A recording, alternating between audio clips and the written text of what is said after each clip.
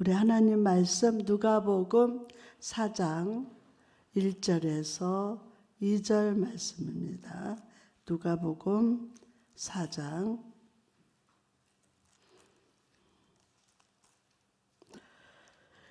1절에서 2절 말씀 함께 봉독하시겠습니다. 시작. 예수께서 성령과 충만함을 입어 요단강에서 돌아가사 광야에서 40일 동안 성령에게 이끌리시며 마귀에게 시험을 받으시다. 이 모든 날에 아무것도 잡수시지 아니하시니 날수가 다함에 줄이신지라. 아멘. 오늘이 성령이 이끄시는 성도로 살라. 시작. 아멘. 할렐루야. 살아계신 하나님을 만나고 그분과 교제하기 위해서 은혜의 보좌 앞에 나온 성도 여러분을 주님의 이름으로 축복합니다. 옆 사람한테 주님의 이름으로 축복합니다.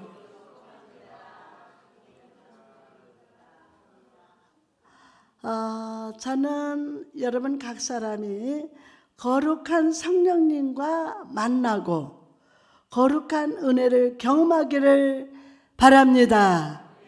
그래서 이 기록된 말씀이 여러분의 삶의 레마, 즉 나타난 말씀으로 임하시기를 주님의 이름으로 축원합니다. 할렐루야.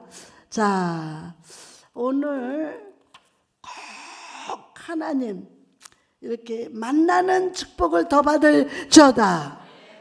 여러분, 나무는 바람을 맞으면 맞을수록 뿌리를 깊이 내리고 뿌리가 튼튼해집니다. 그래야 바람을 견디고 이길 수 있기 때문입니다. 그래야 바람을 견디고 이길 수 있기 때문에. 이처럼 오늘 본문에서는 자기 몸 하나 가눌 수 없는 연약한 나무가 아니라 모든 인간의 죄와 죽음과 사단의 세력을 무너뜨릴 만한 강한 나무, 구원의 주가 되기 위해서 광야로 나아가시는 예수님의 모습이 기록되어 있습니다.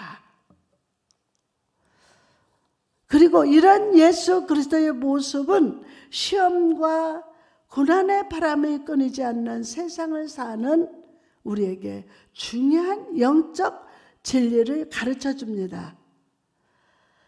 하나님의 섭리 가운데서 축복의 나무로 심겨진 여러분, 이 시간 저와 함께 손을 꼭 잡고 예수님이 계신 광야로 나갑시다.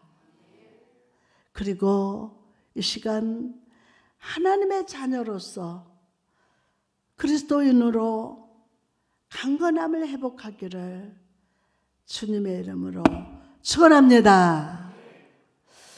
그럼 광야에 계신 예수님의 모습을 통해서 저와 여러분이 주목하고 깨달아야 할 진리는 무엇일까요? 무엇을 깨달아야 될까요? 첫째, 광야는 성령의 붙들림을 체험하는 장소라는 사실입니다. 뭐예요? 광야는 성령님의 붙들림을 체험하는 장소. 요단강에서 세례를 받으시고 이는 내 사랑하는 아들이요 내 기뻐하는 자라 라고 인정을 받으신 예수님은 가장 먼저 광야로 나아가셨어요. 본문 1절에 보니 1절에서 2절에 보니까 예수님께서 성령의 충만함을 입어서 요단강에서 돌아오사 광야에서 40일 동안 성령에게 이끌리시며 마귀에게 시험을 받으시더라. 아멘. 여러분, 우리는요, 예수님께서 광야에서 시험을 받으신 것이 마귀에게 이끌려서 시험 받으셨다고 막연하게 생각합니다. 그러나 오늘 본문을 보면 예수님을 광야로 인도하신 그 주체가 마귀가 아니라 성령님이셨음을 말씀합니다. 마귀가 아니에요. 그 주체가 성령님이십니다. 충만한 영으로 임하시는 성령의 인도하심을 따라 시험의 광야로 들어가셨다는 거예요. 그런데 오늘 본문 말씀을 원어 성경으로 보면 동시에 시제가 과거형이 아니라 현재형으로 쓰여져 있습니다. 예수님의 시험 받으시는 사건은 이미 과거에 끝난 일이에요. 아멘 안 해요? 예수님의 시험 받으시는 사건은 이미 과거에 끝난 거예요. 과거에. 그렇다면 시험 받으셨다라고 과거형으로 써야 할 텐데 왜 마가는 현재형으로 기록한 것일까요? 그 이유는 광야로 나가는 일이 예수님뿐만 아니라 오늘을 살아가는 우리의 삶에도 여전히 일어나고 있기 때문이에요. 여전히 일어나요. 몇 년 전 가족들과 함께 산에 올라간 적이 있었습니다. 그 산 위에는 유명한 폭포가 있어서 저는 그 폭포를 보기 위해서 힘을 다해서 올라갔습니다. 그러나 그 폭포에 도착했을 때 저를 맞이한 것은 아름다운 폭포의 물살이 아니라 물 한 방울 없는 빈 골짜기였어요. 저는 그 빈 폭포를 보면서 저를 돌아보고 오늘을 사는 성도들을 생각해 보았습니다. 나는 목사인데 목사로서 내면이 생명으로 성령으로 충만해 있는가? 오늘 차를 타고 오면서도 내가 목사인데 내 내면이 생명으로 성령 충만한가? 옛날 어린 그 시절에 하루 저녁에 3번, 4번을 교회를 뛰어가요. 가보면은 아무도 없어. 불 꺼졌어. 쾌종색 시계가 없어서 그 득불 들고 막 4번씩 갔다 오는 거예요. 아버지가 이놈의 기집애야 너 미쳤어. 잠 좀 자자. 겨울에요 시골이 문풍지 밟아놓고 이불 하나씩 2개씩 발놓고 자는 그런 시대인데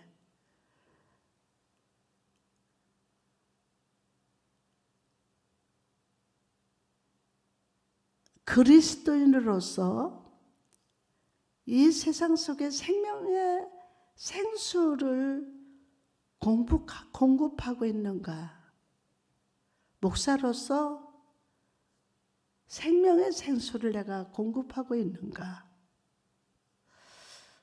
여러분, 사단에게 매여 살면 결국 그 사람은 물 하나도 없는 폭포와 같아요. 물 한 방울 없는 폭포와 같다고요.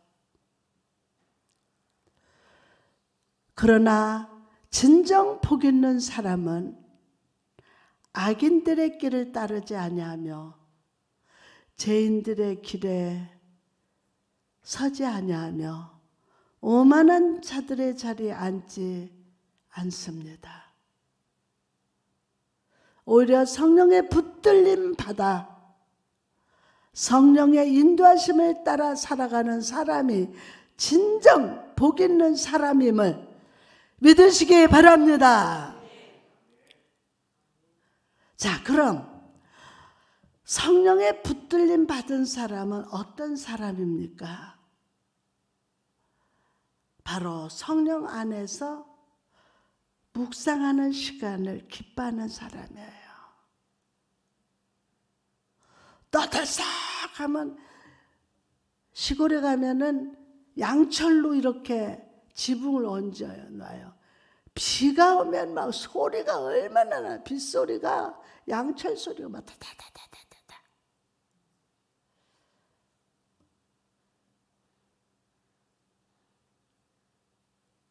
바로 성령 안에서 묵상하는 시간을 기뻐하는 사람.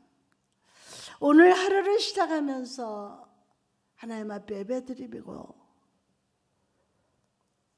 각자의 일터에서 무슨 일을 하든지 하나님을 생각하고 하나님을 묵상하고 나 자신을 직면해보고 기도하면서 성령 인도하심 받는 하루가 되어야 할 줄 믿습니다. 에스겔서 1장 24절에 생명들이 갈 때에 내가 그 날개의 소리를 들으니 많은 물소리와도 같으며 전능자의 음성과도 같으며 떠드는 소리 곧 군대의 소리와도 같더니 그 생물이 쉴 때에 그 날개를 내렸더라. 이 말씀은 예수겔이 하나님의 영광을 본 장면인데 행동할 때는 날개를 딱 펴서 비상을 하고 물소리와 전능자의 음성이 들려옵니다. 그러니 쉴 때에는 날개를 접고 침묵을 합니다. 그때 위로부터 음성이 들립니다. 위로부터 음성이 들려요. 여러분, 이처럼 성령에 붙들려 사는 사람은 날개를 펼 때와 접어야 할 때가 있어요. 그렇죠? 날개를 쫙 펼 때가 있고 접을 때가 있습니다. 믿음의 날개를 활짝 펴서 하나님의 영광을 위하여 모든 사람들 앞에서 비상하는 삶을 살다가도 때때로 믿음의 날개를 접고 위로부터 들려지는 하나님의 음성을 듣기 위하여 침묵하며 기다립니다. 조용히 말씀을 묵상하며 침묵하고 내 계획과 생각을 내려놓기 전에 내어놓기 전에 내 생각, 내 계획 내놓기 전에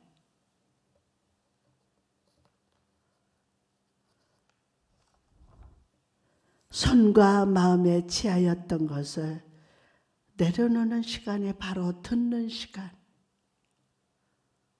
주 음성 외에는 더 기쁨 없도다. 날 사랑하시는 손과 마음에 지었던 것을 내려놓는 시간.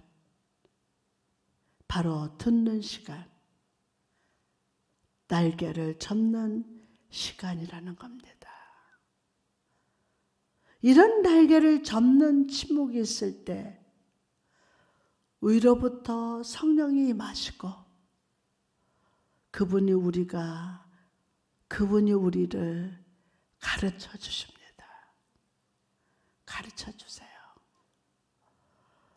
깨끗게 하시고 위로하시며 바로잡아 주심을 경험할 수 있는 시간입니다. 여러분, 예수님을 보십시오. 하나님이심에도 모든 것이 주님의 권세 아래 있음을 모든 것이 하나님의 권세 아래 있음을. 지금 주님은 전능의 날개를 탁 접으시고 광야에서 성령 충만을 구하고 계시지 않습니까? 여러분, 인생의 광야에서 저와 여러분이 해야 할 일은 날개를 접는 겁니다. 나를 붙드시는 성령님의 인도하심을 갈망하며 침묵으로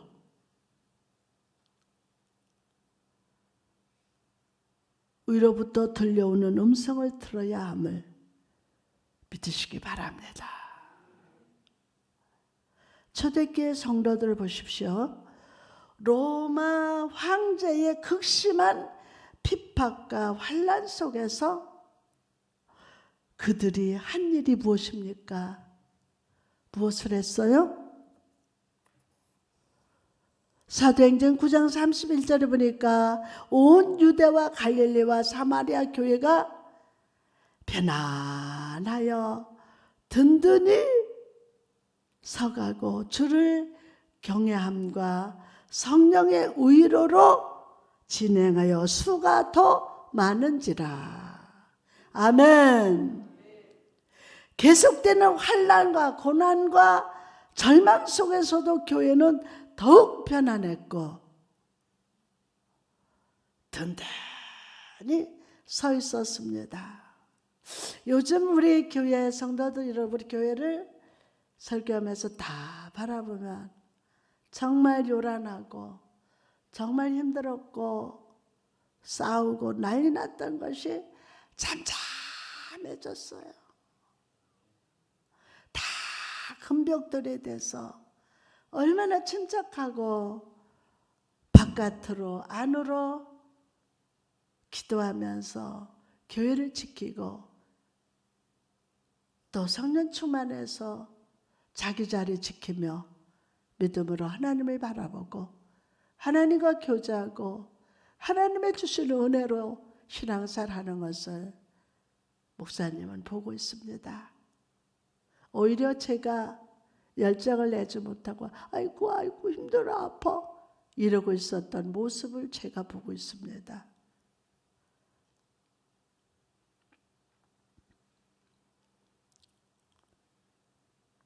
든든히 서 있습니다. 어떻게 이런 일이 가능했던 것일까요? 그것은 그들이 자기들의 날개를 접고 주를 경외함으로 위에서 들려오는 주의 음성을 기다리기 때문입니다. 기다리기 때문에 나의 모든 의지가 달아나고 끊어질 때, 사랑하는 사람이 나를 떠날 때 위로부터 임하시는 성령의 위로가 임하기를 일하시기를 때문입니다. 고난 속에서도 그 핍박 속에서도 교회는 편안하고 든든히 서 있을 수 있습니다. 강단에서 보면요, 주일날도요 우리 선도니 든든해요. 안전하게. 여러분, 오늘 내 생각, 내 방법, 내 모든 것을 다 내려놓고 주를 경외함으로 위로부터 오는 은혜를 구합시다. 그럴 때 어떤 고난의 파도 속에서도 여러분의 삶과 영혼은 편안할 줄 믿습니다. 성령에 붙들어 주시는 역사를 인하여 아주 든든하게 서 있을 수 있음을 믿으시면 아멘. 내 평생에 가는 길 순탄하여 늘 잔잔한 같든지 큰 큰 풍파로 무섭고 어렵던지 나의 영혼은 늘 편안하다. 내 영혼 편안해. 내 영혼은 편안해. 두 번째로 광야는 온전한 성숙을 체험하는 장소입니다. 여러분, 광야 하면 어떤 이미지가 떠오르십니까? 광야? 어떤 이미지가 떠올라요? 광야 하면 지금은 안 그렇지만 그때 막 들짐승과 뱀과 전갈이 가득하더라. 낮에는 뜨거운 태양이 내려쬐고 밤에는 극심한 추위와 외로움과 고독 가득합니다. 한마디로 광야는 죽음의 장소, 사탄의 세력이 충만한 곳입니다. 이런 광야에서 주님이 하신 일이 무엇입니까? 40일 동안 밤낮으로 금식하신 것입니다. 예수님은 40일이라는 시간 동안 하나님의 주신 사명을 감당하기 위해서 온전히 성숙하는 일에 집중했어요. 성숙하기 위해서 거기에 집중하셨어요. 그리고 이 성숙의 시간을 거친 후에야 비로소 구원의 복음, 치유의 사역을 행하셨습니다. 여러분, 이처럼 하나님께서 때때로 우리를 시험의 광야, 고난의 광야, 눈물의 광야로 보내십니다. 그 이유가 무엇입니까? 그것은 우리로 하나님의 일을 감당할 만한 자로 성숙하게 하기 위하여 매일 우리가 매일의 삶을 내 뜻이 아니라 목자 되신 예수 그리스도를 따라가는 자로 회복시키기 위한 하나님의 섭리입니다. 호세야 7장 12절에 보니까 그들이 갈 때에 내가 나의 그물을 그 위에 쳐서 공중의 새처럼 떨어뜨리고 전에 그 해중에 들려준 대로 그들을 징계하리라. 아멘. 자, 여기서 징계라는 단어가 나오는데 이것은 벌을 주는 그런 의미가 아니라 자식을 만든다 라는 뜻이라고 합니다. 자식을 만든다. 여러분, 자녀를 키워보면서 알겠지만 아무리 내 자녀가 사랑스러워도 잘못된 행동을 하거나 말을 안 들으면 무섭게 혼을 내지 않습니까? 이처럼 하나님은 우리를 사랑하기 때문에 주의 자녀로 만들기를 원하시기 때문에 때때로 우리를 광야로 보내십니다. 저는 하나님의 자녀라는 단어를 볼 때마다 참 은혜가 됩니다. 요한은 하나님의 자녀를 말할 때 테크나라는 단어를 썼는데 이것은 핏줄로 연결된 관계를 의미합니다. 다시 말해서 하나님은 우리를 아들이여 딸로 불러주시되 양자 양녀가 아니라 피와 핏줄이 연결된 자녀. 아멘도 안 해. 이게 엄청난, 응? 다시 말해서 죄의 피를 제거하고 예수의 피를 부어 주시사 하나님의 생명을 내 영혼의 핏줄에 부어 넣어 주셨다는 거예요. 이렇게 우리가 하나님과 피로 연결되어 있는데 어찌 하나님은 우리에게 좋은 것으로 주시지 않겠습니까? 더 크게 아멘. 내가 주님의 사랑받는 자녀인데 하나님의 자녀된 것 생각할 때에 하나님의 사랑받는 자녀인데 어찌 자녀가 잘못되기를 바라겠습니까? 그러므로 여러분, 오늘 여러분의 상황이 광야와 같고 어떤 생명의 흔적도 발견할 수 없다 할지라도 하나님을 향해서 원망하는 자가 되지 말고 하나님을 신뢰함으로 믿음 안에서 성숙하시기를 축원합니다. 하나님의 손길이 여러분을 터치하실 때, 누구의 손길이? 마귀의 손이가 아니야. 하나님의 손길이 여러분을 터치하실 때 여러분의 인생은 작품으로 변합니다. 그러므로 여러분 인생의 광야에서 하나님의 나를 온전히 다듬으실 수 있도록 삶 전체를 맡겨드립시다. 요셉처럼 당신들은 나를 헤아려 하였으나 하나님은 그것을 선으로 바꾸사라고 고백하실 줄 믿습니다. 할렐루야. 아멘.